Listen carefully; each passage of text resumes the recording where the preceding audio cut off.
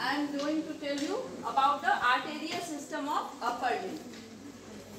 The story starts with the subclavian artery. Subclavian artery in the right side, it is the branch of the brachiocephalic trunk, and in the left side, it is the direct branch of the arch of aorta. Here you can see the sternoclavicular joint, and up to the outer border of the first rib. Up to the outer border of the first rib, it is the territory of subclavian artery. Now, subclavian artery, we all know, is divided into three parts for the descriptive purpose with the help of scalene anterior muscle. First part, second part, third part, proximal to it, behind it, and distal to it. Distal to scalene anterior muscle. And the branches 3 plus 1 plus 1.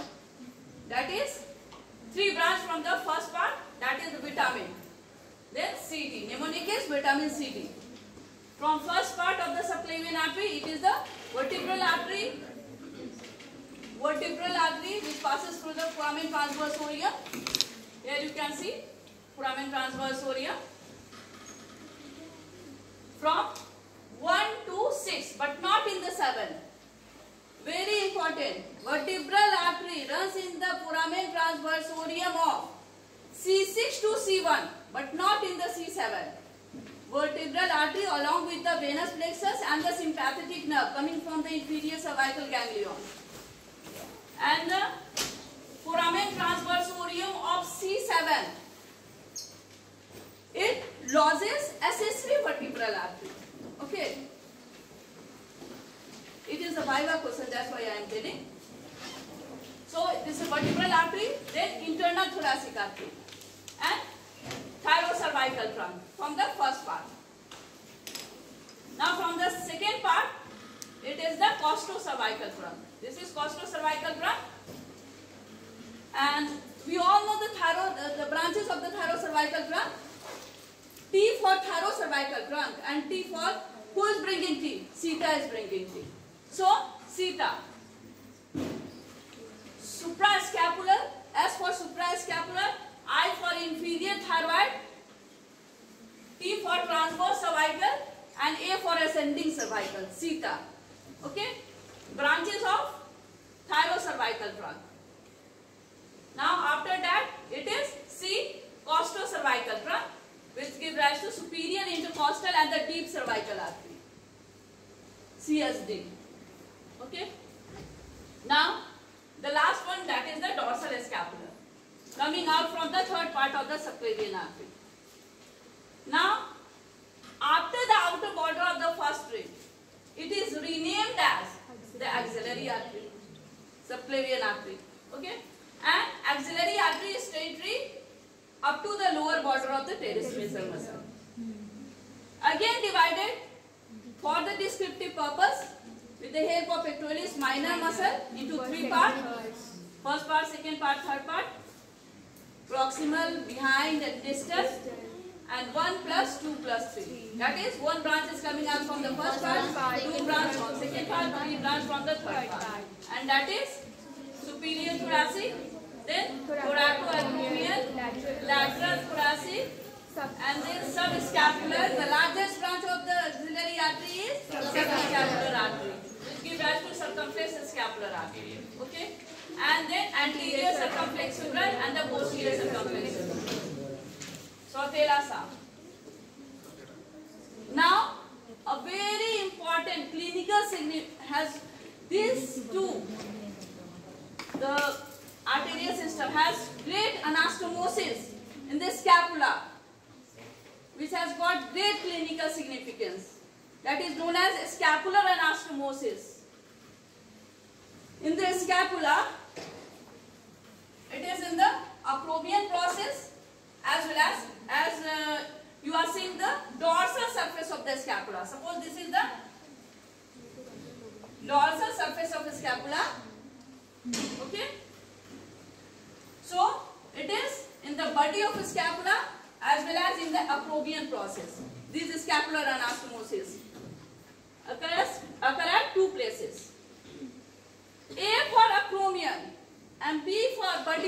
scapula. A. If you pronounce A twice, that means I am calling somebody. पास बुला रहे हैं, ठीक है? So it is anastomosis in between P for acromial branch of the posterior circumflex-femoral artery, acromial branch of the acromiothoracic artery, and acromial branch of the suprascapular artery. Okay? Now B. If you pronounce twice, B, that means 5. And as soon as we say BB, कष्ट का एहसास होने लगता है. Just to memorize. Okay? So C as T. That is on the body of the scapula. It is anastomosis in between the circumflex scapular. That is the branch of the subscapular. Okay? Circumflex scapular artery. Then suprascapular and the transverse cervical cusp. Okay? So with this help of mnemonic, you can memorize this scapular anastomosis. And what is the clinical significance? If some surgery has to be done in the pectoral region or axillary region, then we clamp, the surgeon clamp distal to the thoracoacromial branch and proximal to the subscapular artery. Then put clamp over there, because by blocking this much, there is nothing to any compromise or blood loss in the upper limb, because it is carried by the scapular anastomosis. Clear? So if surgeon do any surgery in the pectoral region or axillary region, they put clamp over there and without any fear of necrosis of the upper limb. Now, after the lower border of the teres major, again renamed as brachial artery. Its first branch, that is the nutrient artery of humerus. Now, profunda brachiae artery. Profunda brachiae artery, it gives anterior descending and the posterior descending. Then this is on the lateral aspect. This is the lateral side. Okay, and this is medial. So profunda brachiae artery, it is on the lateral aspect, coming out laterally from the brachial artery, and medially at the superior level, superior ulnar collateral artery, inferior level, inferior ulnar collateral artery. Now, at the level of neck of radius, this brachial artery divides into the laterally radial artery and medially ulnar artery. This radial artery, it gives one recurrent branch. Now what is recurrent? Which takes the reverse course, that is known as recurrent branch. It is not going distally, going proximally. That's why named as radial recurrent artery. Okay? And it is going to anastomose with the anterior descending branch of the profunda brachiae artery, which is also known as radial collateral artery. So, radial recurrent artery, as it takes the reverse course, that's why radial recurrent artery anastomoses with radial collateral artery, which is nothing but the anterior branch of the profunda brachiae artery.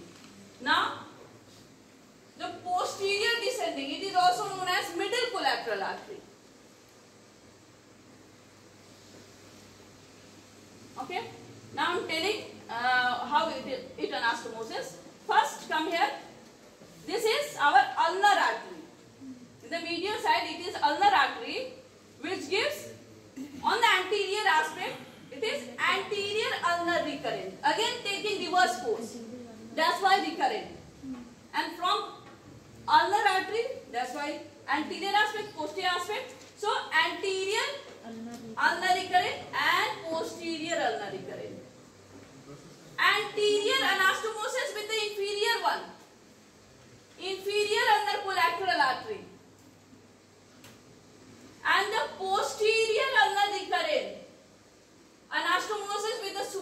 ulnar collateral artery. AI or SP. Superior anastomosis with the posterior and the inferior anastomosis with the anterior. And now one branch also coming out from the ulnar artery, that is common intraosseous artery, which divides into anterior intraosseous and the posterior intraosseous artery. Posterior intraosseous artery, this in white color, I am showing the intraosseous membrane. And posterior intraosseous artery, after piercing, it is going on the posterior aspect. So I am drawing it at as the dotted line. That's why I am showing the posterior aspect. It is running on the posterior aspect.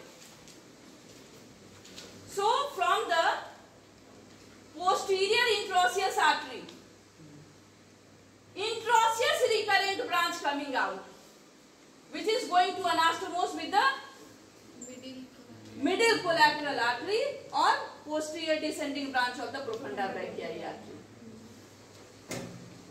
Is it clear? Yes, ma'am.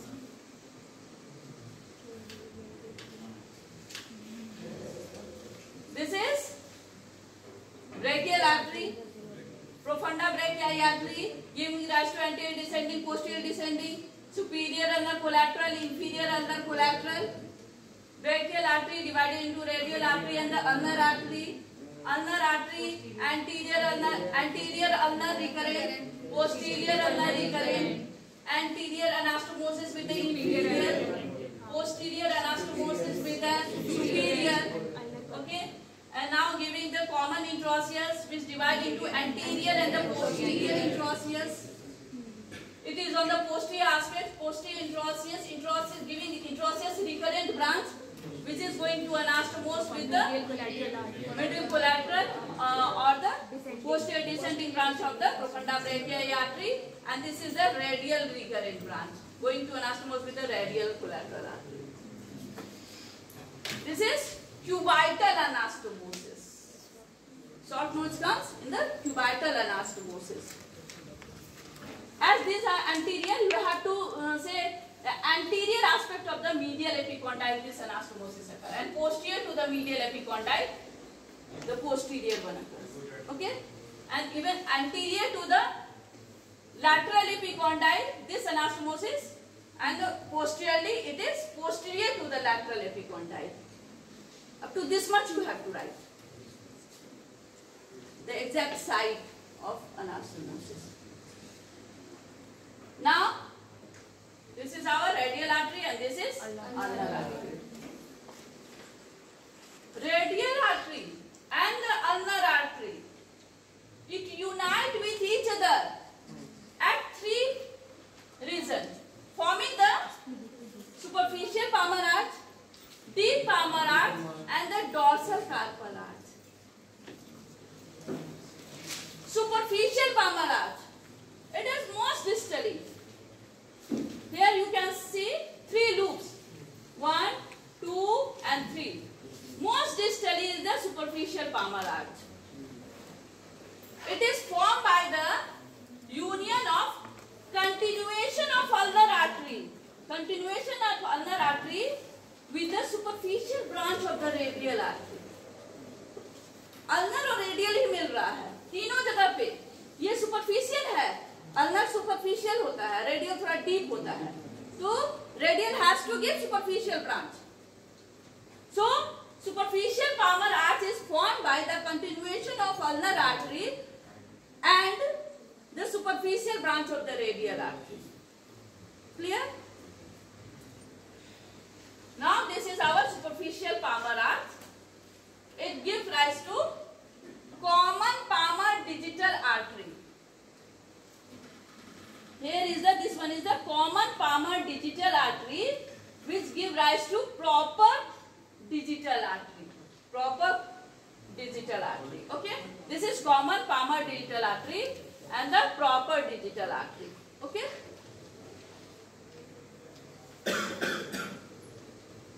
Now coming to deep palmar arch. Deep palmar arch is formed by the continuation of the radial artery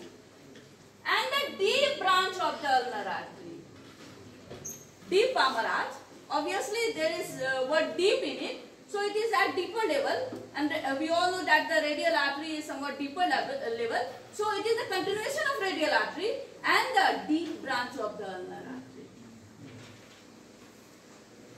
Now this deep palmar arch, it gives rise to palmar metacarpal artery. This in green color. These are the palmar metacarpal artery. And now palmar metacarpal artery perforate and connect with the common palmar digital artery. Here this arrow signifies that palmar metacarpal artery, after perforating the fossa, opens into common palmar digital artery.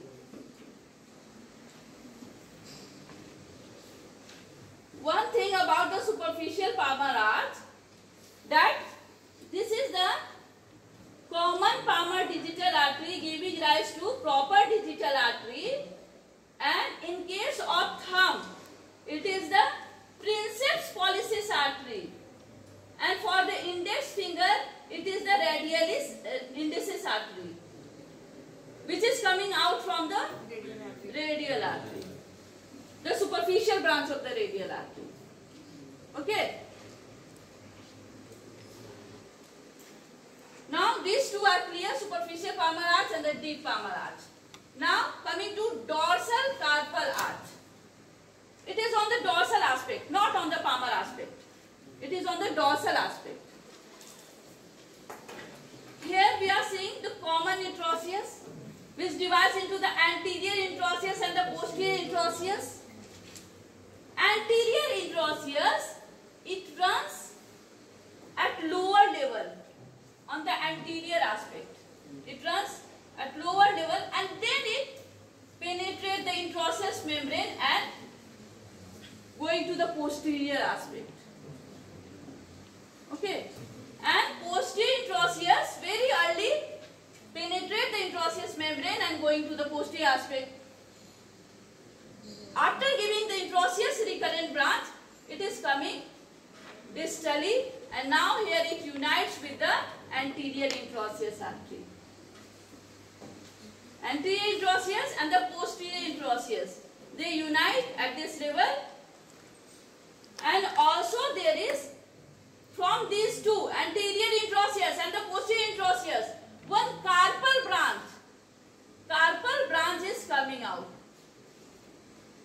And also the carpal branch of the ulnar artery and carpal branch of the radial artery. These four unite to form the dorsal carpal arch. Carpal branch of the anterior intraosseous artery, carpal branch of the posterior intraosseous artery, carpal branch of the ulnar artery, carpal branch of the radial artery. All these carpal branch unite at the dorsal aspect to form the dorsal carpal arch, which give rise to dorsal metacarpal artery.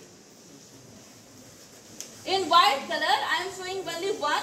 This is dorsal metacarpal artery, which give rise to dorsal digital artery. As it is on the dorsal aspect and going to digit, so dorsal digital artery. And what we are seeing here, palmar digital artery is coming out from the common palmar digital artery. Now these two, palmar digital artery and the dorsal digital artery, they are united with each other by recapitulating artery.